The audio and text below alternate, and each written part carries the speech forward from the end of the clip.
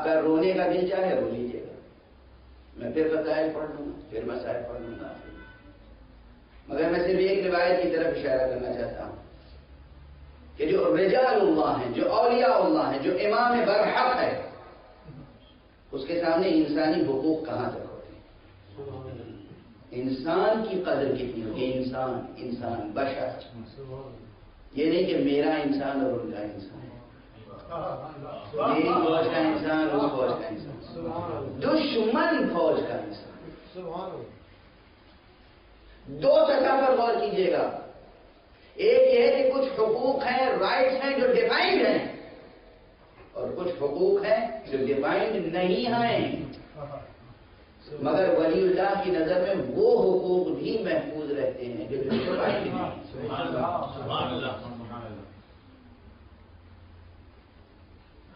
یہ بڑی اہم بحث ہے۔ کراچی میں اس عنوان سے میں نے بحثیں نہیں کی ہیں، جملے ملتے جلتے ہیں، مضامین ایک نہیں ہوتے۔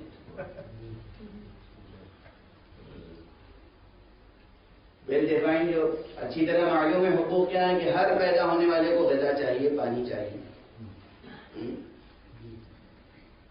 لاہور کی فوج جب آئی ہے، اور کا رسالہ دشمن تھا، امام علیہ السلام نے پانی پلا دیا۔ یہ تو ڈیفائنڈ رائٹ تھا، زندگی کا حق، زندگی کا حق دیا نا، کس نے دیا؟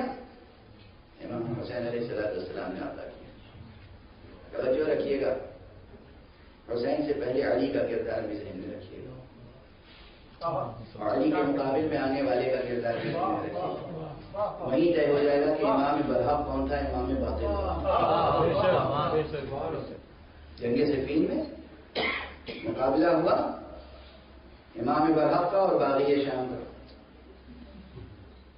مت کہا کیجیے حاکم شام، لفظ حاکم کا مستحق نہیں ہے باغی شام۔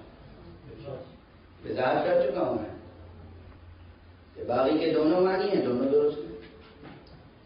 اصول فقہ میں ایک بحث ہے کہ کیا ایک لفظ ایک ہی استعمال میں ایک سے زیادہ معنی مراد دیے جا سکتے ہیں کہ نہیں۔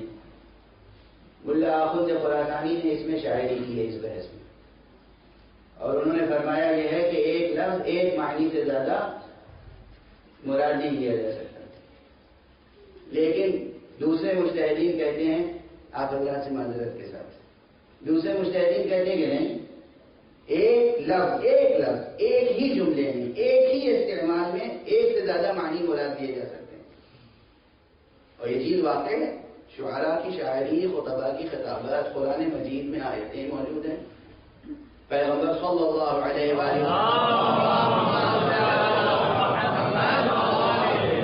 یہ ارشاد، حضور کا یہ ارشاد کہ قرآن مجید کا ظاہر ہے اور اس کا باطن ہے، اور باطن کا باطن ہے، اور باطن کا باطن ہے۔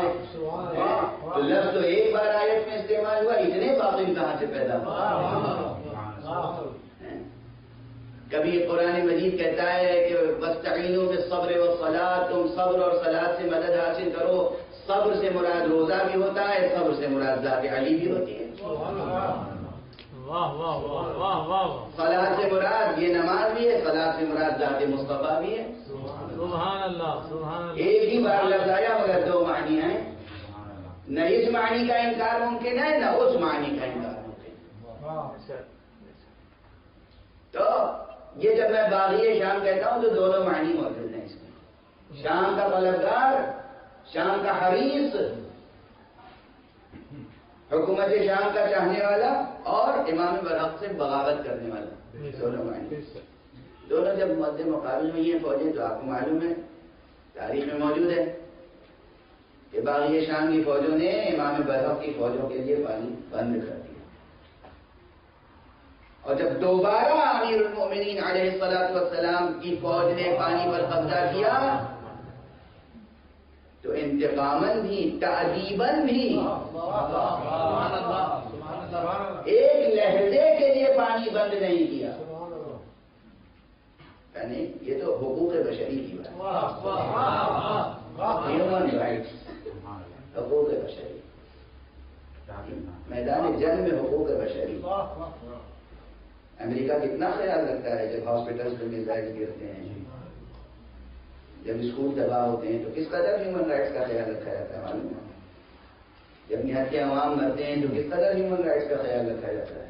افغانستان ہو، عراق ہو، کہیں ہو، کوئی ملک ہو، کتنا خیال رکھا جاتا ہے؟ یہ علی ہیں اور ان کی فوج، یہ جو میں نے عرض کیا کہ ڈیفائن ہیومن رائٹس ہیں اور ڈیفائن ویلیوز ہیں، معلوم ہے کہ یہ اقدار ہیں اور یہ حقوق۔ کربلا میں سرکار سید الشہداء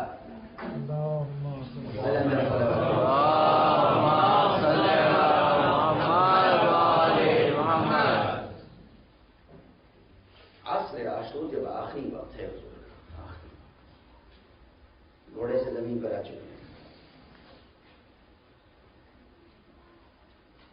اور میدان کربلا پہ ایک سناٹا چھایا ہوا ہے، کسی کی ہمت نہیں ہے جو فرزند رسول کی طرف دوڑے، حالانکہ جسم پہ ہزاروں زخم،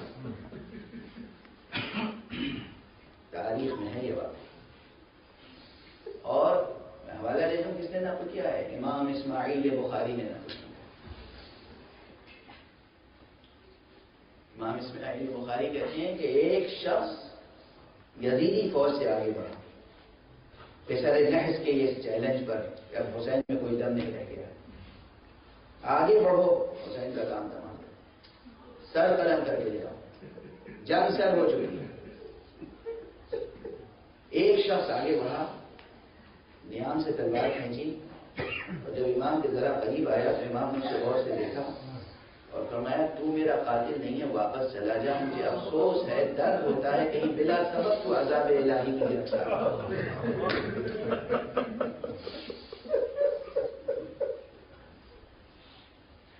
سنا، دشمن فوج کا سپاہی جو بارادہ قتل اسے اپنی سرنوشت نہیں معلوم، اسے اپنا مقدر نہیں معلوم، اسے اپنا انجام نہیں معلوم۔ حسین کو تو معلوم ہے، حسین بیٹے کس کے ہیں؟ اس علی کے بیٹے ہیں جو میدان جنگ میں سلبوں میں دیکھ لیا کرتا تھا کہ قیامت تک کوئی مومن پیدا ہوگا۔ یہ محض شاعری نہیں ہے، یہ مبالغہ نہیں ہے، یہ ذاکری نہیں ہے۔ ابھی کراچی میں میں نے اس پر پوری گفتگو کی ہے مارفولوجی کی تھیوری کے پیش نظر۔ بایولوجی کی جو برانچ ہے مارفولوجی، اس کی روشنی میں نے گزارش کی تھی کہ سائنسی ثبوت موجود ہے کہ کس طریقے سے آپ یہ معلوم کر سکتے ہیں کہ کس کا مستقبل کیا ہے۔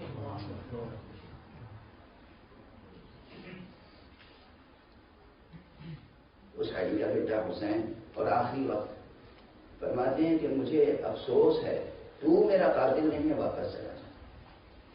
اس نے یہ جملہ سنا، امام اسماعیل بخاری کہتے ہیں کہ اس کے زبان سے چیخ نکل گئی، ابو عبداللہ فرزند رسول، اس عالم میں بھی آپ کو میرا خیال کہ کہیں میں بلا سبب عذاب الہی نہیں کرتا ہوں۔ آپ کس حسین کی مجلس میں آتے ہیں؟ آپ کا سر ہمیشہ فخر سے بلند رہے، آپ کو کوئی طاقت ذلیل نہیں کر سکتی، کوئی طاقت آپ کو ذلیل و رسوا نہیں کر سکتی اس دنیا میں جب تک آپ حسین سے وابستہ رہیں۔ یہ حسین میدان جنگ میں وقت قتل ہے اور فرمانے تو میرا قاتل نہیں، اور وہ پلٹتا ہے وہاں سے یہ کہتا ہوا کہ ابو عبداللہ فرزند رسول یبن رسول اللہ، اس حالت میں آپ کو میرا خیال ہے، اپنے سے زیادہ میرا خیال۔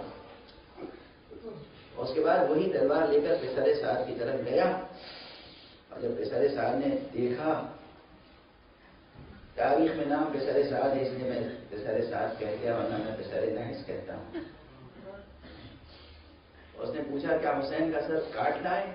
کہا نہیں، خدا کی قسم میں حسین کا سر نہیں کاٹوں گا، میں تو تیرا سر قتل کرنے کے لیے۔ جب اس نے تیور بدلے ہوئے دیکھے، ارادہ بدلا ہوا دیکھا تو اشارہ کیا آپ نے فوجیوں کو، اور انہوں نے اس کو جب نشانہ بنایا اور اس کے اوپر تلواریں پڑنے لگی تو وہیں سے اس نے کہا السلام علیکم یا